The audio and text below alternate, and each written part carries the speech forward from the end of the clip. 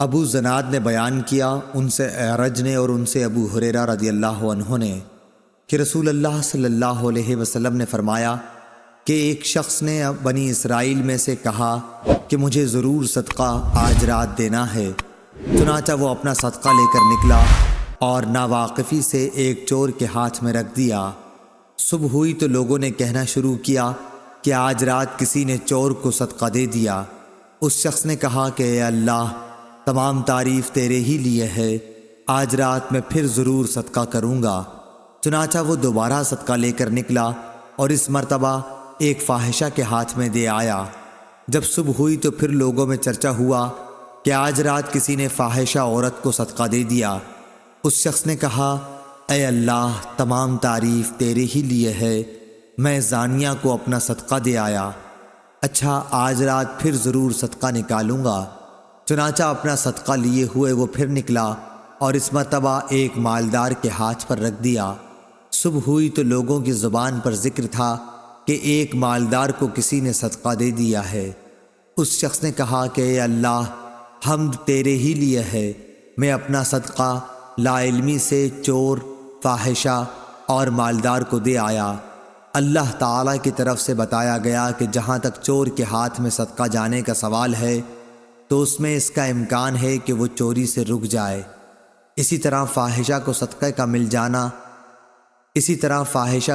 کا مال مل جانے پر اس کا امکان ہے کہ وہ زنا سے رک جائے، اور مالدار کے ہاتھ میں پڑ جانے کا یہ فائدہ ہے کہ اسے عبرت ہو، اور پھر جو اللہ عز و جل نے اسے دیا ہے وہ خرچ کرے۔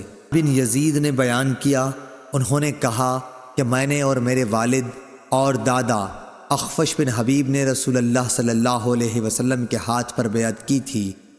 آپ نے میری منگنی بھی کرائی اور آپ ہی نے نکاح بھی پڑھایا تھا، اور میں آپ کی خدمت میں ایک مقدمہ لے کر حاضر ہوا تھا، وہ یہ کہ میرے والد یزید نے کچھ دینار خیرات کی نیت سے نکالے اور ان کو انہوں نے مسجد میں ایک شخص کے پاس رکھ دیا۔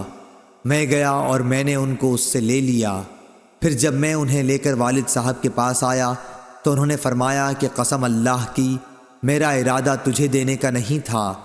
یہی مقدمہ میں رسول اللہ صلی اللہ علیہ وسلم کی خدمت میں لے کر حاضر ہوا، اور آپ نے یہ فیصلہ دیا کہ دیکھو یزید، جو تم نے نیت کی تھی اس کا ثواب تمہیں مل گیا، اور معاً جو تو نے لے لیا وہ اب تیرا ہو گیا۔ خبیب بن عبد الرحمن نے حفص بن عاصم سے بیان کیا، ان سے ابو ہریرہ رضی اللہ عنہ نے کہ نبی کریم صلی اللہ علیہ وسلم نے فرمایا، 7 قسم کے آدمیوں کو اللہ تعالی اپنے عرش کے سائے میں رکھے گا، جس دن اس کے سوا اور کوئی سایہ نہ ہوگا۔ انصاف کرنے والا حاکم، وہ نوجوان جو اللہ تعالیٰ کی عبادت میں جوان ہوا ہو، وہ شخص جس کا دل ہر وقت مسجد میں لگا رہے، 2 ایسے شخص جو اللہ کے لیے محبت رکھتے ہوں، اسی پر وہ جمع ہوئے اور اسی پر جدا ہوئے۔ ایسا شخص جسے کسی خوبصورت اور عزت دار عورت نے بلایا لیکن اس نے یہ جواب دیا کہ میں اللہ سے ڈرتا ہوں۔ وہ انسان جو صدقہ کرے اور اسے اس درجہ چھپائے کہ بائیں ہاتھ کو بھی خبر نہ ہو کہ داہنے ہاتھ نے کیا خرچ کیا۔ اور وہ شخص جو اللہ کو تنہائی میں یاد کرے اور اس کی آنکھیں آنسوؤں سے بہنے لگ جائیں۔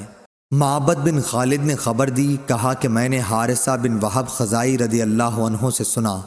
انہوں نے کہا کہ میں نے رسول اللہ صلی اللہ علیہ وسلم سے سنا، آپ نے فرمایا کہ صدقہ کیا کرو۔